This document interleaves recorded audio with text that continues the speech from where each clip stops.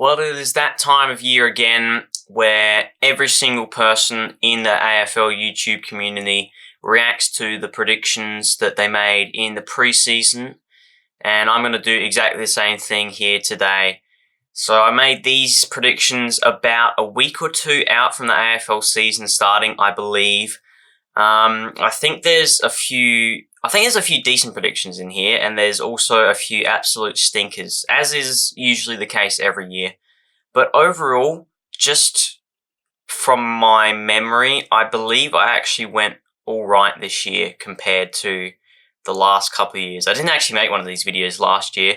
I planned to, and I actually did record it, and then the footage corrupted for some reason, and I just never ended up re-recording.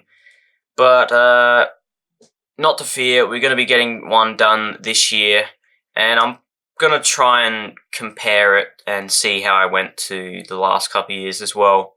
So without further ado, I say we just get into reacting to my preseason predictions for the AFL 2024 season.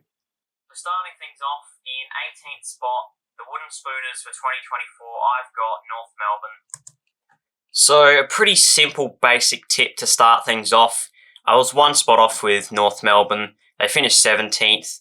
I think most people would have had them in their bottom four or probably even bottom two. I tipped them 18th because I thought that they had definitely the worst list coming into the season, and I still think that they definitely did have the worst list coming into this year. They lost Ben Mackay. Griffin Logue was out for the first half of the season, so that meant that they had rotating between their key backs. They had Aiden Core, Toby Pink, and Big O. I don't know how to say that guy's first name. Biggie Newen, let's just call him. And that is a recipe for not winning a lot of games of footy.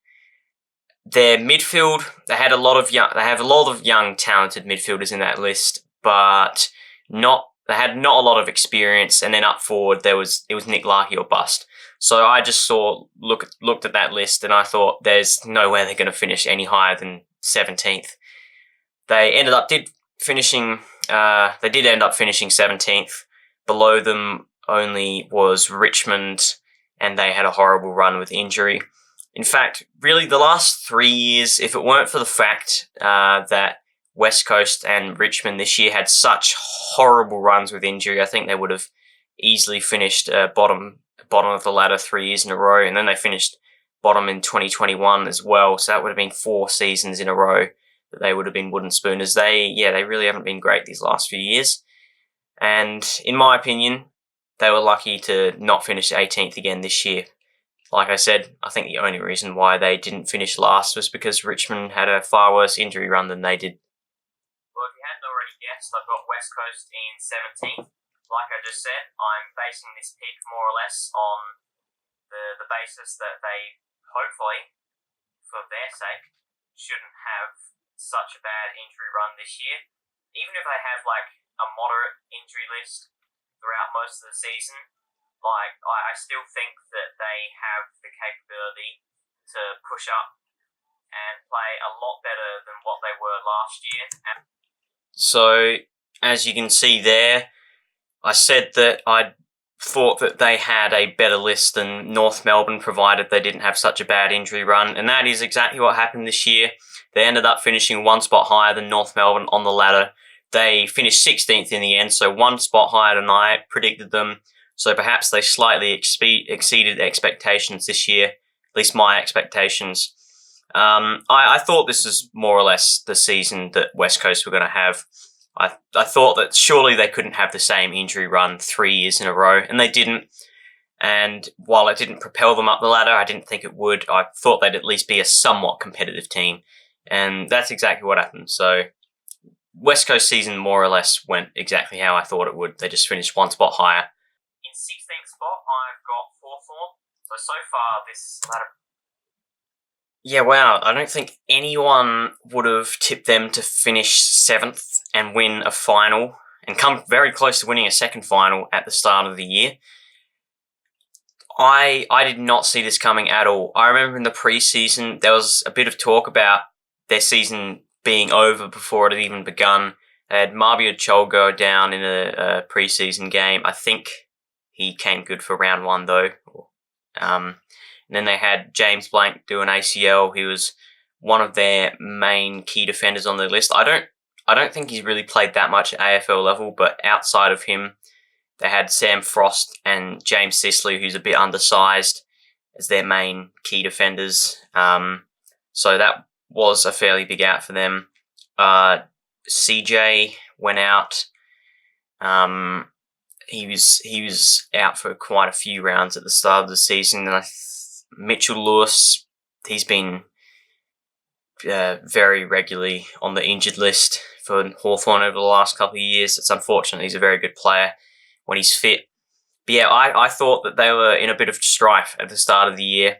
And I thought that they'd probably struggle to finish even this high, to be honest.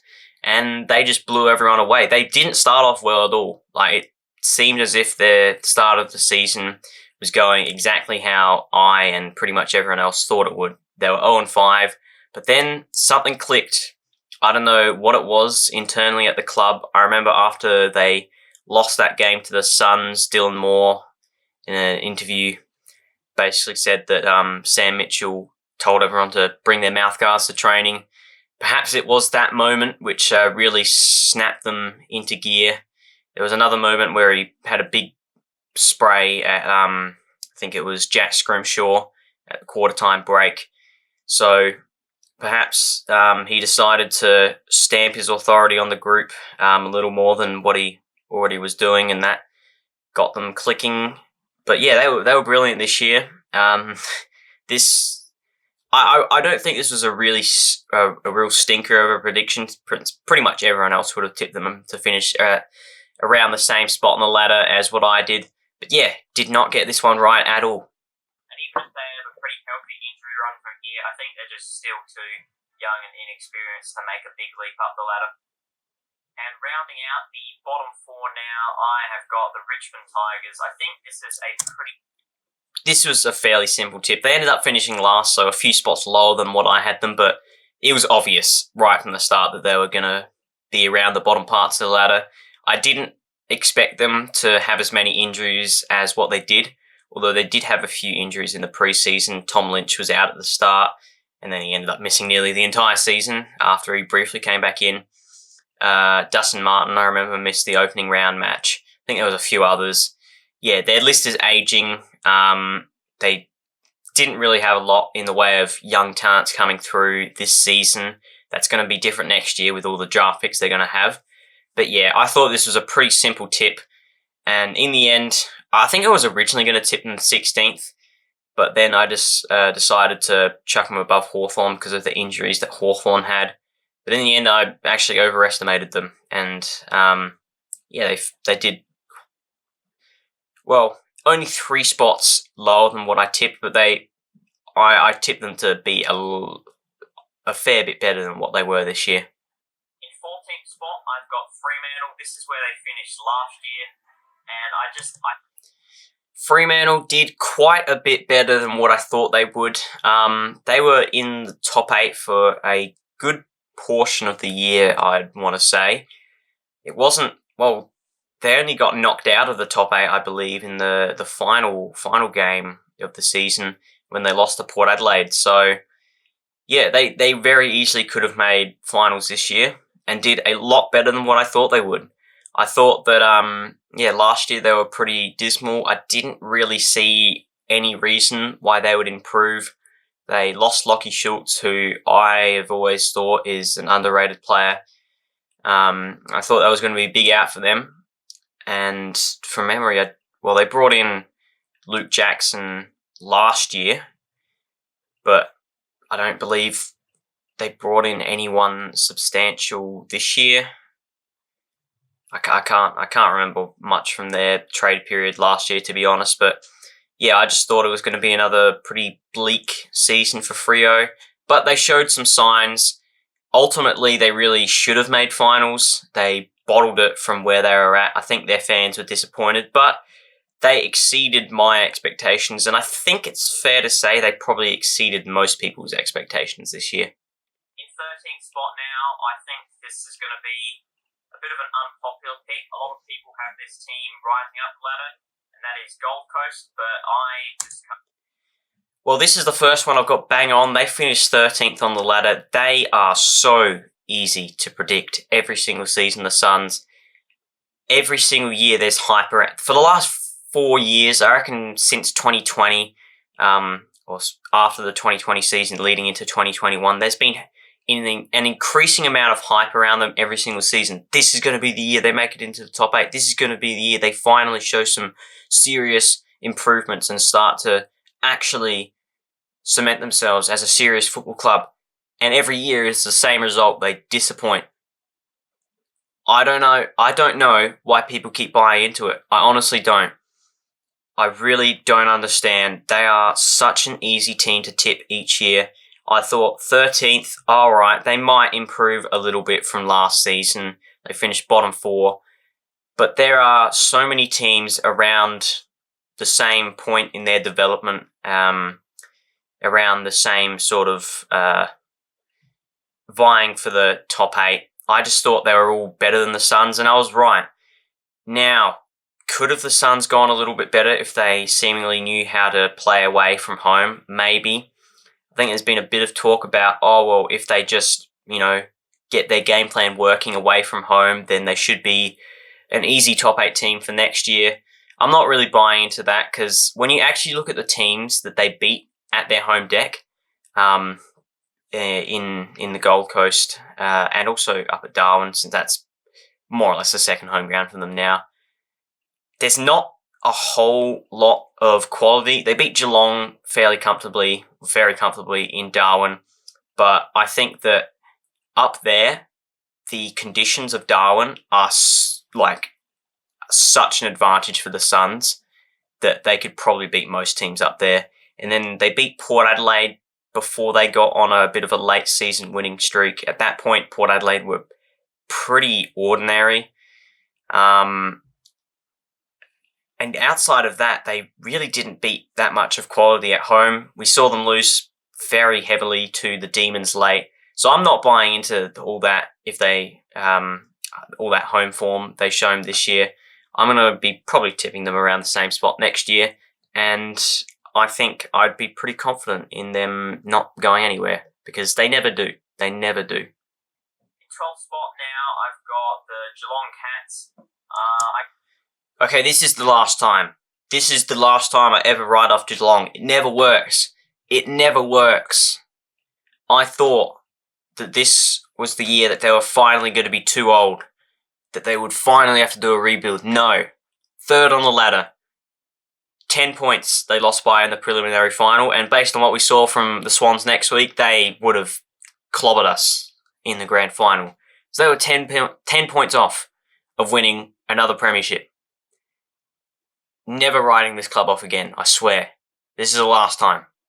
And maybe they can prove us all wrong again and jump back into the top 8, but I can't see it happening. How wrong I was on that. Pretty safe up until this point in my ladder. But now I'm going to throw a curveball in and tip Melbourne to finish in 11th spot. I know I just said that this was a bit of a curveball prediction in the video, but I feel like this was one that most people probably could have seen coming. There's always a team from the top 4 the previous season to just completely flunk out of the top 8 altogether. And I thought if there was any team from the top 4 last year to do that this year, it was Melbourne. With all of the stuff they had going on in the off-season, Angus Brayshaw retiring, the drama with Clayton Oliver, Joel Smith, the writing was on the wall.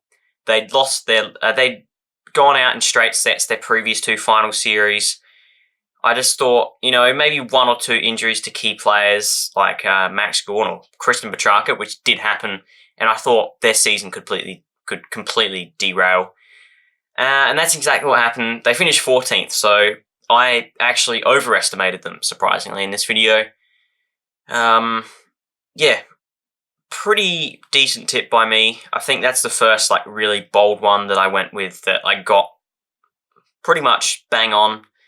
I think the three position disparity between where they finished and where I predicted is probably a little bit less than it seems. They were for most of the year, they were around that 10th, 11th position. There was just a couple of losses late, which sent them down to 14th. So, all in all, pretty good tip by me, I think. In 10th spot now, I've got Essendon. Only one spot off with this one. They had a pretty good first half of the season, then completely fell off the rails, like they pretty much have done every single season since 2012, it feels like. Yeah, I don't think there was that much to say about this prediction. It was a fairly safe tip, and it was one that I was pretty close to being spot on with in the end. So I guess I got to give myself the tick on that one. Moving on to position number 9, and I am going to get absolutely crucified for this one, but I've got Carlton missing out on... You do not know how hard I was barracking for St Kilda in the final round of the season just so this prediction was correct.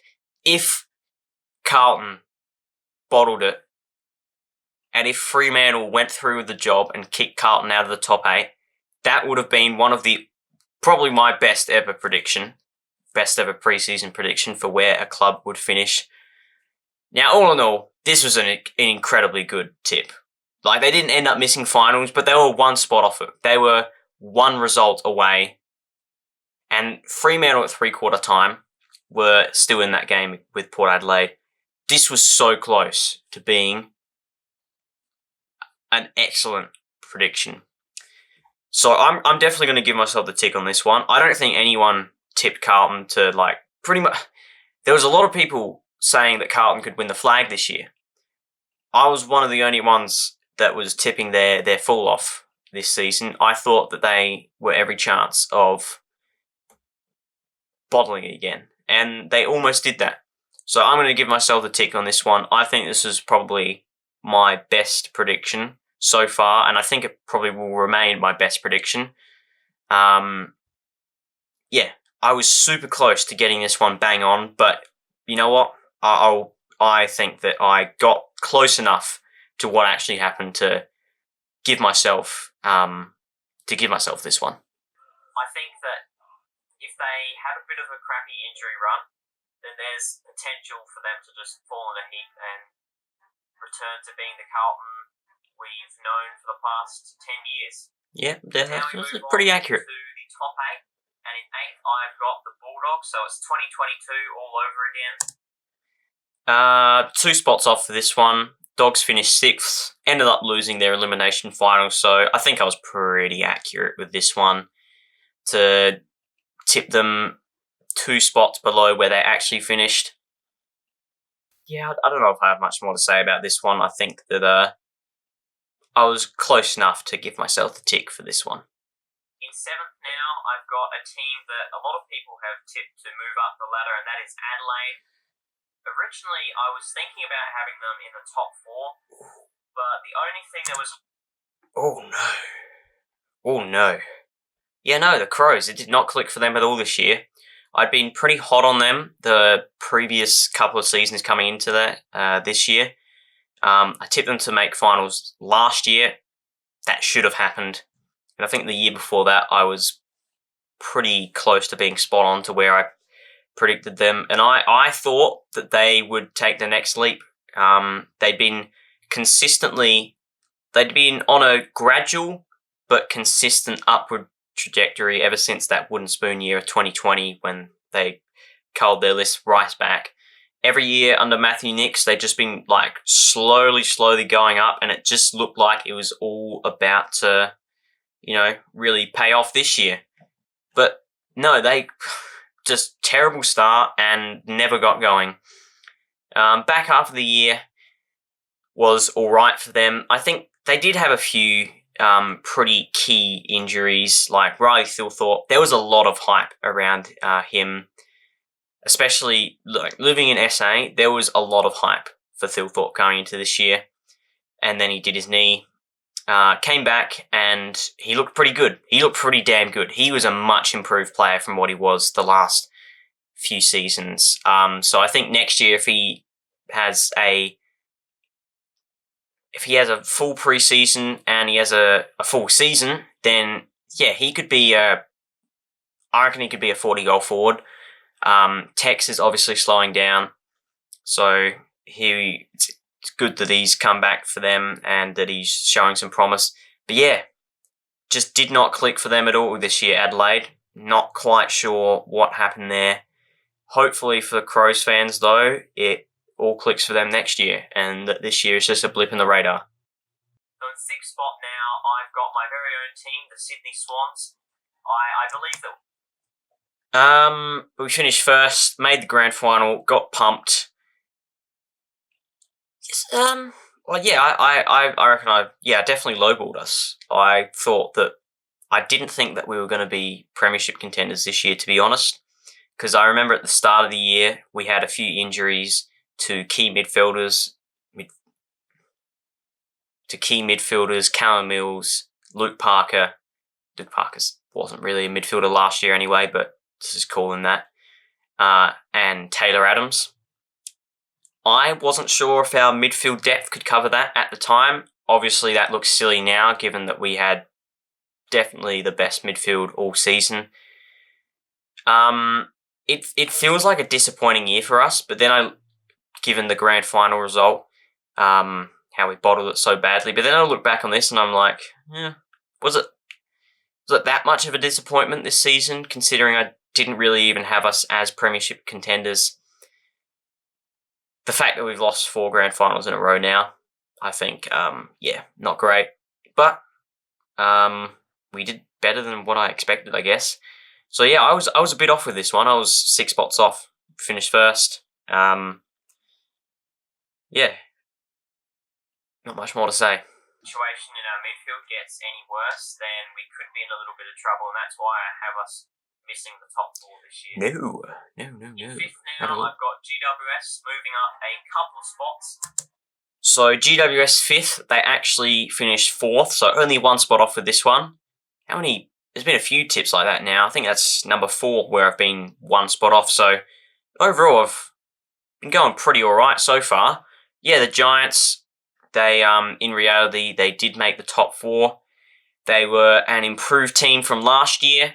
Well, were they? They made the preliminary final last year, but they failed to do that this year. They went out in straight sets. Really shouldn't have. They really should have won their qualifying final and then definitely should have won their semi-final. They, really bottled it in the second half of both of those games. But overall, you'd have to say that a home and away season was definitely an improvement. And I think that if they can keep building on their game style they played this year, you'd have to think that it's only up for GWS. That being said, they've lost a few players. I don't think any of them are like key players, but they've lost Perryman coming and soon to be Peatling most probably. That's not great, losing 3 players. It's been a bit of a trend for them. Probably something they want to sort out. But it hasn't affected them too badly because they're still consistently finals contenders, and I think they'll be up and about next year. I think they'll be contending for the premiership again. In 4th spot now, I've got Collingwood. Now, wow, didn't see this one coming. I don't think anyone really did. So Collingwood finished 9th. I think everyone had them in the top 4 again this year. Almost everyone. Yeah, didn't see their fall off coming. I really thought that they were going to be around the mark. I didn't think they were a realistic shot at going back to back, but I at least thought that they were going to be. They would probably make a deep run into finals, I guess, semi or prelim. They had a lot of injuries in the back half of the year, it must be said. Their first half of the year, or at least their first 3 games, they didn't get off to a great start. And then, the injuries, once they did find a bit of form, the injuries just rolled in, and that stopped them from really making any sort of charge towards the premiership, and they ended up missing out altogether. I think they'll be back again next year in 2025 for sure. They're going to be a good team, provided they don't have the same injury issues that they did this year. Because really, that's the only reason why they didn't make finals. Let's be honest. Let's put our Collingwood hate bias aside, and they would have made finals this year if not for injuries. And I'm tipping them to go deep again next year. A little bit, but still be a very. I'm not looking forward to this next one. I'm just giving you a preview. In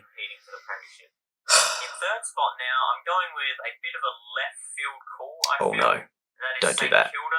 Oh. Okay. This is by far my worst one. Wow, that is bad. Third?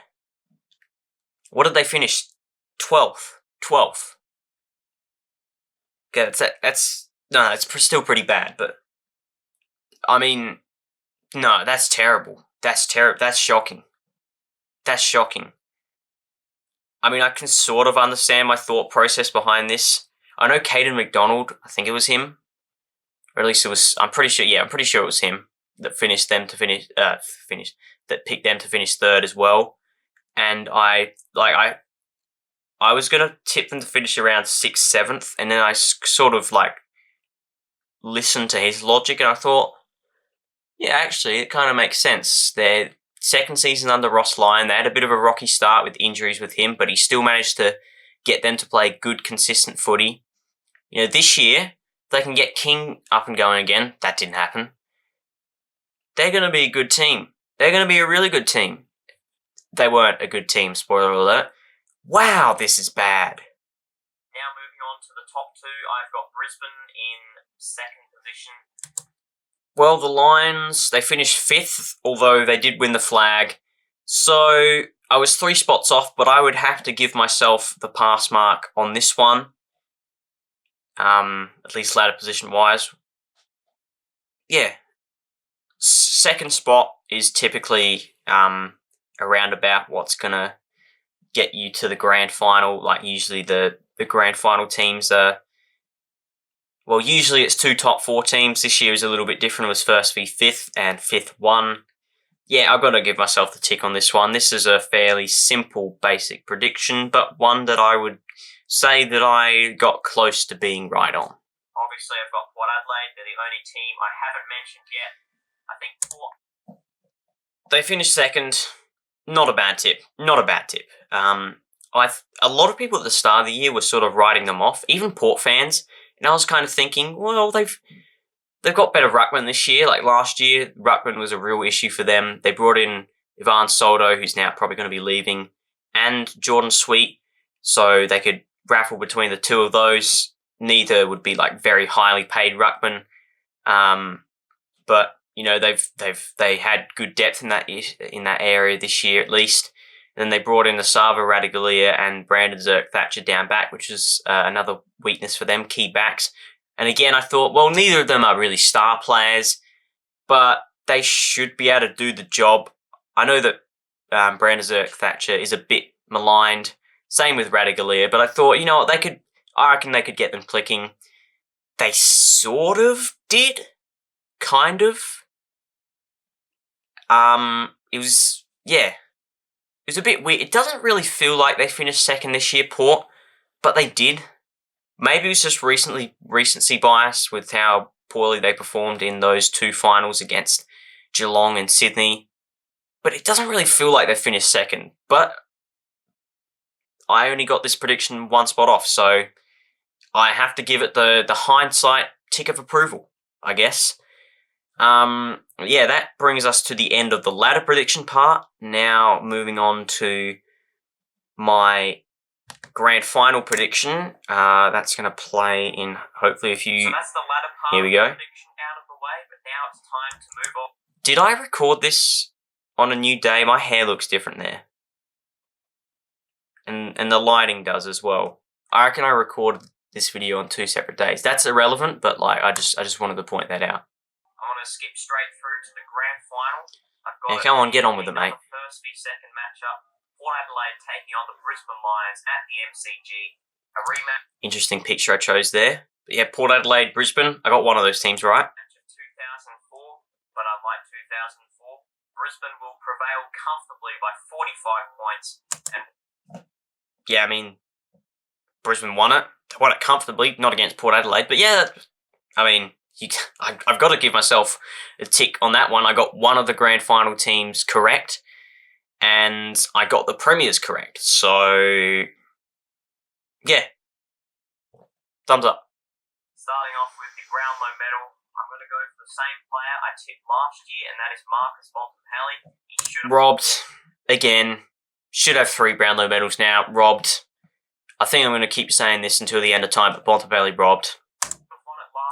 Yeah, let's move on to the... Oh, I forgot about that one. How many goals did he kick?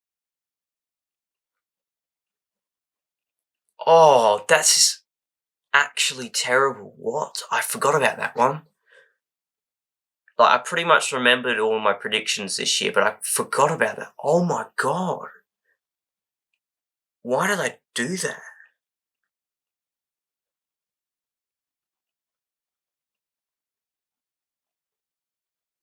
I think that takes the cake for the new worst prediction this video. Wow, that's making me cry at how bad that prediction. Oh, wow. That's terrible.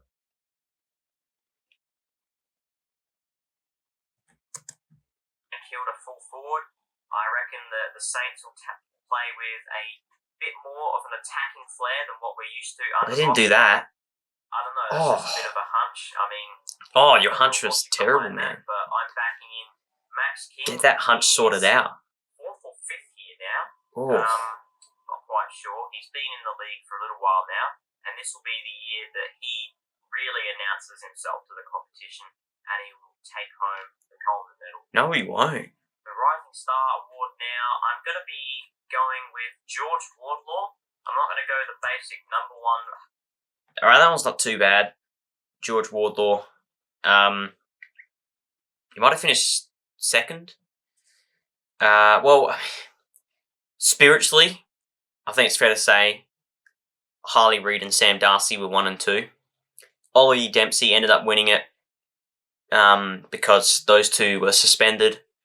And then Wardlaw was 2nd behind him. I think he was injured. He missed a few games through injury, so perhaps if he didn't do that, then he would have won the Rising Star. But I think this was the first year where I decided to go a little bit differently with who I would tip for the Rising Star. Not a bad effort. Not a bad effort. I remember the surprise All-Australian selection. It's not great. I'm just giving you the heads up. It's not great. Shut up, mate. Get on to the surprise All-Australian. Here we go. It's not great. Not as bad as King, but it's not great. Ooh. Nah. No.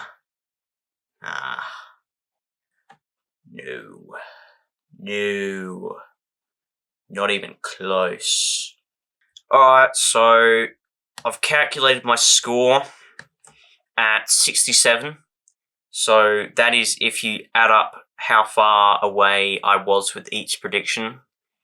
So, for example, Richmond at the bottom, I tipped them to finish 15th, and they finished 18th, so that's +3, and then I just did that for every single team. I got 67. I honestly can't remember how that compares to last year. Let's find that out, and I'll be right back.